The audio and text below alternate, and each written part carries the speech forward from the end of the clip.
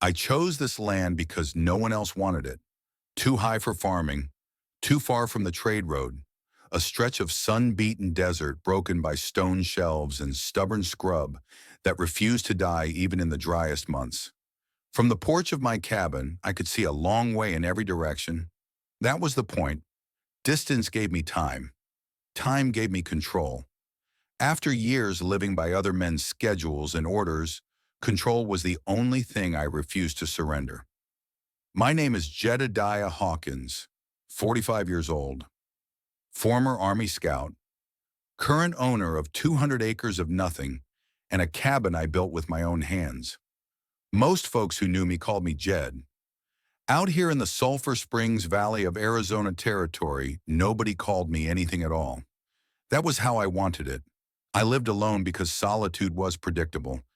People brought complications. Complications brought pain. That afternoon, I was repairing the water trough beside the corral. One board had split along the seam, warped by heat and years of use. I knelt in the dirt, my Colt 45 Peacemaker on my right hip. Winchester 73 leaning against the fence post within arm's reach. Old habits, the kind that kept a man breathing. My mule drank quietly beside me, head low, tail flicking at flies. Then the mule stopped. The sudden silence tightened my chest before I understood why. Animals sense danger faster than men. I learned to trust that instinct during the Apache Wars, learned it the hard way watching friends die because they ignored the signs. I straightened slowly, kept my hands visible, let my eyes do the searching. That was when I saw her. She stood several paces back from the trough just beyond the shadow of the corral fence. Bare feet planted on hard earth skin coated with dust, a dried streak of blood running down her calf. Apache, young mid-20s maybe, wearing deerskin garments patched and repaired by hand beadwork worn thin from travel. She held herself like someone ready to fight or run, shoulders squared, chin level, arms tense at her sides. But she did not look at my face. Her eyes tracked my hands and torso, measuring distance, calculating threat. That told me everything. She had learned caution through suffering. I raised one hand slowly, palm open. Universal sign of peace, or at least no immediate violence. Then I stepped aside and tipped my head toward the cabin. The invitation surprised me as much as it might have surprised her. She hesitated, studied the doorway like it might be a trap. Then she moved forward each step, deliberate, maintaining distance. Smart. I would have done the same. Inside, I filled a tin cup with water from the barrel and set it within her reach. Then I backed away, giving her the center of the room. She drank slowly. Her hand trembled once before she steadied it. When she finished, she set the cup down with precise care, aligned it with the edge of the table, as if disorder carried consequences. I recognized that behavior. Survivors did that. People who had lost control of everything except small details. I said nothing, went back to cleaning my tools, gave her space to decide what came next. Night fell, temperature dropped. She remained standing near the table, would not sit, would not lie down. I understood. She did not know if rest was permitted. I banked the fire, stretched out on my bedroll, and closed my eyes. Sleep came in shallow waves. I stayed aware of her presence, not as threat, but as responsibility I had not asked for and could not yet refuse. Morning light crept through the window. She was still standing. Exhaustion had carved deep lines around her eyes, but her posture had not broken. Stubborn. I respected that. "You can sit," I said, voice rough from disuse. She studied me for a long moment. Then she lowered herself into the chair jaw, tightening as her injured leg bent beneath her. I heated water, prepared a simple meal, retrieved bandages and salve. "Your leg needs cleaning." She nodded once and rolled the torn fabric away from the wound herself. The cut ran deep, not life-threatening, but enough to slow her for days without proper care. I handed her the salve, explained its use. She listened, repeated one word to confirm understanding, accepted the correction when I fixed her pronunciation. Then she did something unexpected. She gripped my wrist, not hard but firm enough to stop me. "There is another," she said. Her English was careful, each word chosen with effort. "Small, in the rocks, half-mile south." My stomach dropped. "Show me." The cave was hidden behind a tumble of boulders, invisible unless you knew exactly where to look. Inside, wrapped in a threadbare blanket, lay a child. Apache, maybe 2 years old. Dark hair, dark eyes, sleeping the deep sleep of exhaustion. I stood at the entrance, unable to move. She knelt beside the child, brushed hair from the small face with a tenderness that seemed impossible given everything else about her. "His name is Coda," she said softly. "It means friend." "And you?" She looked up. For a moment, I thought she would not answer. "Ayana," I nodded, offered my own name. "Jed." That was enough. We brought Coda back to the cabin as the sun climbed higher. The child did not cry, did not fuss. He watched me with solemn eyes that had already seen too much. I understood then what I had taken in. Not just a wounded woman and a hungry child. Survivors of something terrible. Something that was not finished with them yet. Days settled into rhythm. We worked side by side without discussion. I repaired fences, checked the stock, maintained the property. Ayana organized tools, mended clothing, learned the layout of the land. She never asked permission, never waited for instruction. She found her place and filled it. Coda stayed close, never wandering far, never making noise. A child who had learned silence meant survival. On the third day, Ayana's wound had healed enough for her to walk without limping. She found me by the corral and spoke. "I must send a message."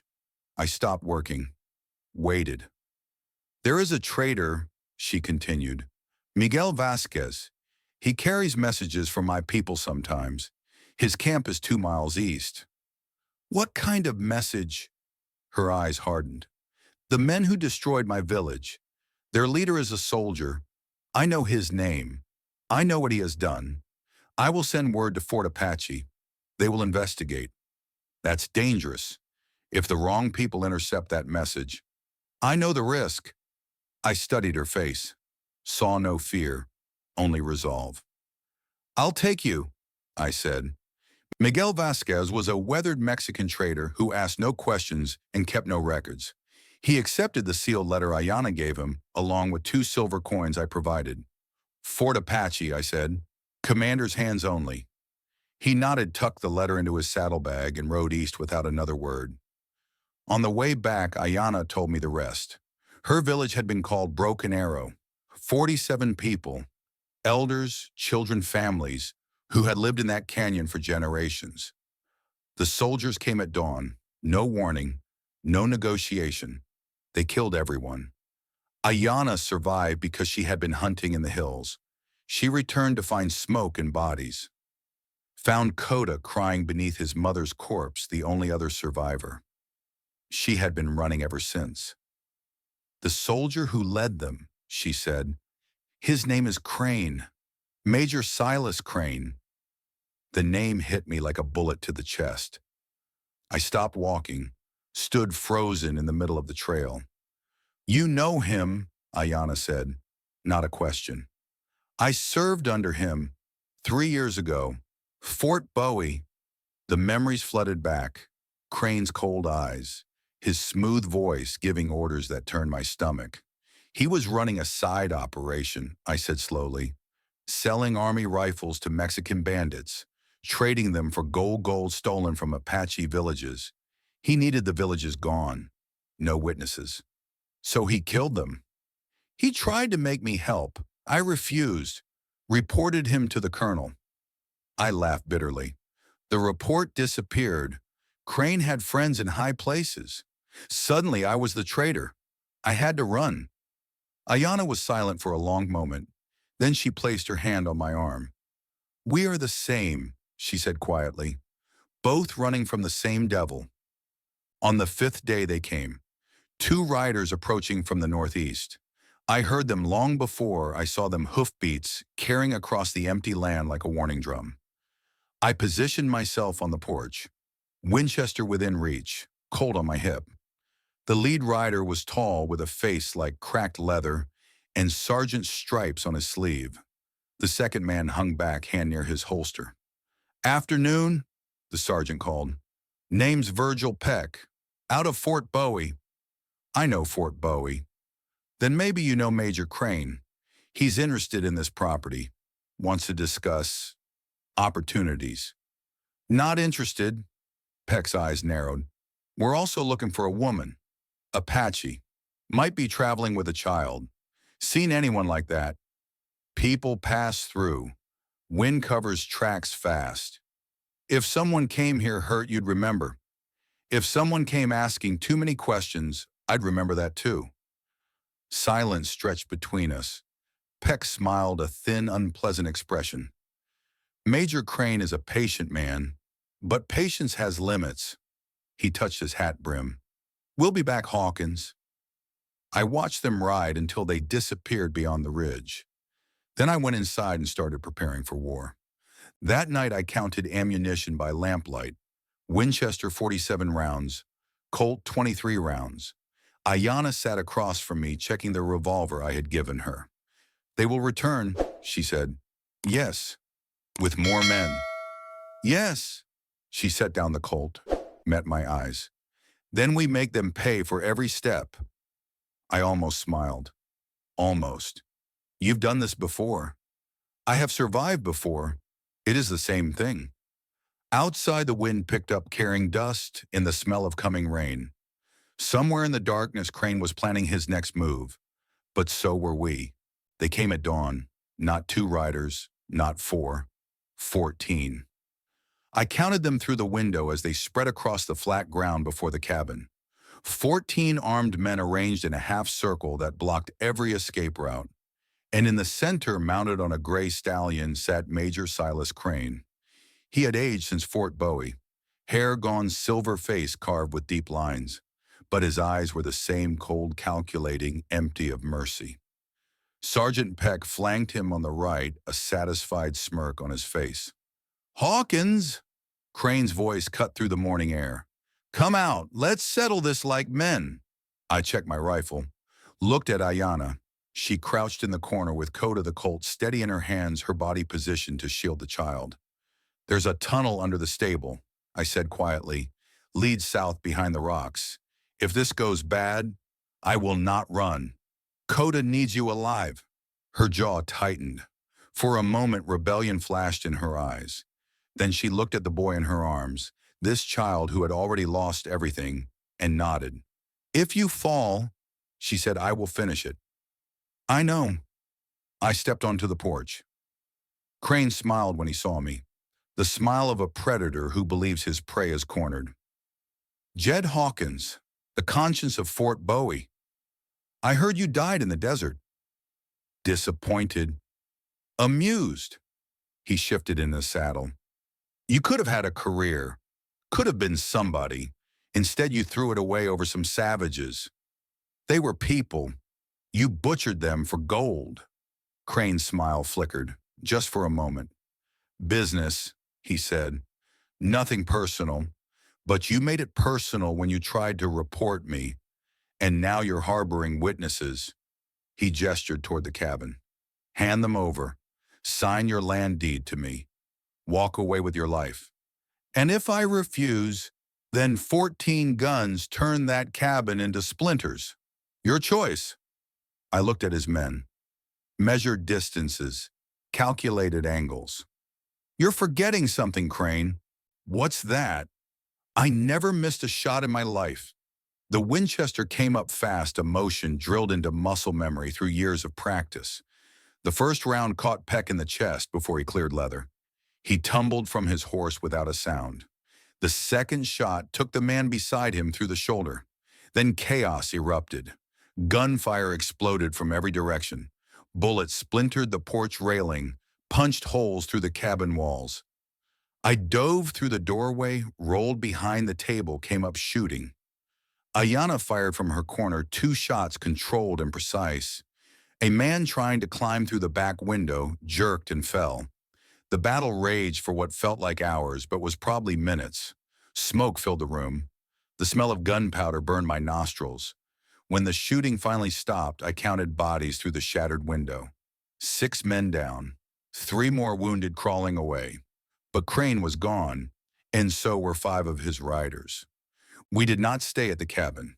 Crane would regroup, would return with reinforcements. We needed to move. I led Ayana and Coda south through the hills, following game trails I had mapped during my first year in the valley. We traveled light weapons, water ammunition. Winchester 19 rounds remaining. Colt 14 rounds. We reached a hidden canyon as the sun began to set. A place I had discovered while hunting with fresh water, good sight lines and only one approach. A place to make a stand. "He will find us," Ayana said. "Eventually, but we choose the ground." She looked at the canyon walls rising around us, nodded slowly. "Good ground." 3 days passed. We lived like hunted animals, sleeping in shifts, rationing food, watching the horizon. On the second day, Ayana found me sitting alone on a rock ledge, staring at nothing.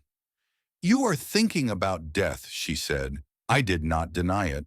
She sat beside me, close enough that I could feel her warmth in the cool mountain air. "I have thought about death many times," she said. "When my village burned, when I carried Coda through the desert with no water, when I saw your cabin and did not know if the man inside would help me or kill me." She paused. "But I stopped thinking about death when I decided what I wanted to live for." I looked at her. "I want children," she said. "At least 5. I want to rebuild what Crane destroyed. I want to fill a home with laughter and noise and life." Her eyes met mine. "That is worth fighting for. That is worth dying for. And that is worth living for." I had no words. But something in my chest, something that had been frozen for 3 years, began to thaw. On the 4th day, they found us. Not from the main approach, from above. Crane had sent scouts through the mountain passes, men who knew the land, who tracked our trail through rock and scrub. They reported back, and Crane came with everything he had left. 8 men, all armed, all desperate. They hit us at dawn, pouring through a gap in the canyon wall I had thought was impassable. The first warning was gunfire, a bullet that sparked off the rock inches from my head. I grabbed the Winchester, shouted for Ayana to take cover, and started shooting. 3 men went down in the first exchange, but they kept coming. In the chaos, I lost sight of Ayana, lost sight of Coda. Then I heard her scream. Crane stood at the center of the canyon, Ayana on her knees before him, his pistol pressed to her temple. Coda sat nearby, held by one of Crane's men, a thick-necked soldier with dead eyes. "Hawkins!" Crane's voice echoed off the canyon walls. "Put down the rifle now!" I stepped into the open, raised my hands. "Let them go. This is between you and me." "It stopped being just between us when you decided to play hero." He pressed the gun harder against Ayana's head. "I know about the letter. I know you sent word to Fort Apache. Then you know it's already too late. Kill us and you still hang." Fear flickered across his face, just for a moment. "Maybe, but I'll have the satisfaction of watching you die first." He cocked the hammer. I looked at Ayana, at Coda, at the men surrounding us. Then I looked at my Colt. 5 rounds in the cylinder, 5 targets. The math was simple. I could not miss. Time slowed. My hand dropped to my holster. The Colt cleared leather in one smooth motion, faster than thought, faster than fear. First shot, the soldier holding Coda. The bullet took him through the chest.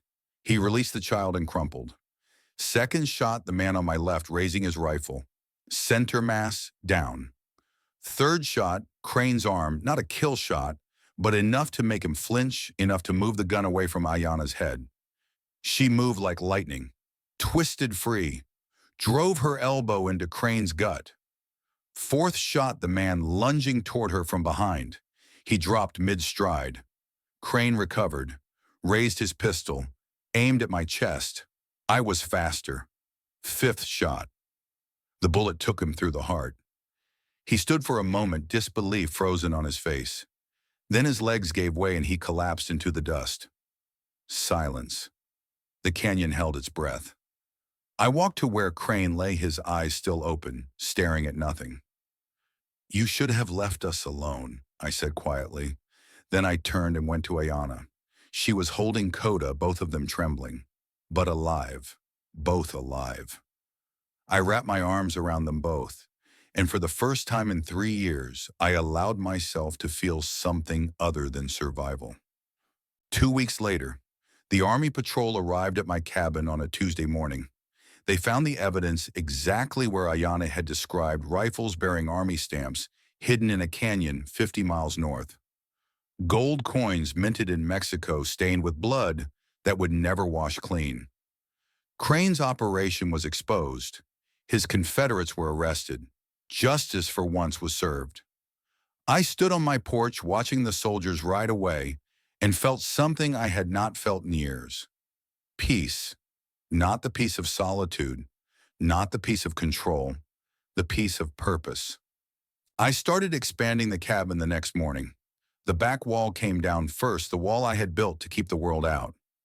I worked slowly, carefully, measuring twice before cutting the way my father taught me. Ayana watched from the doorway. "You are building more space," she said. I nodded, kept working. "For what?" I set down the hammer, turned to face her. "For whatever comes next." She stepped closer. Coda toddled behind her, chasing a grasshopper across the porch boards. "I told you before," she said quietly. "I want at least 5 children. That has not changed." I remember. Do you also remember what I said? That I will build this with or without you. I reached into my pocket, drew out a ring, simple, worn smooth, by years the only thing I had left of my mother. "This belonged to someone I loved," I said. "If you take it, it means you stay. Not as a guest, not as a survivor, as family." She looked at the ring, then at me. Then she took it and slipped it onto her finger. It fit perfectly. "Coda will be the first," she said. I looked at the boy, this child who had lost everything and still found joy in chasing insects across sun-warmed wood. "The first," I agreed. "4 more to go." She almost smiled. "Then you had better build faster." I came to this land to be alone, to control my piece of the world, to need nothing and no one. I was wrong. A man does not become whole by building walls. He becomes whole by having something worth defending. I have that now. A woman who fights beside me, a child who calls me father, and a future stretching out before us like the Arizona sky, vast, unpredictable, full of possibility. 5 bullets saved my life that day, but it was love that gave me something to live for. If this story moved you, leave a comment telling us where you're watching from. And remember, the greatest battles are not won with guns alone. Sometimes they are won simply by choosing to stay.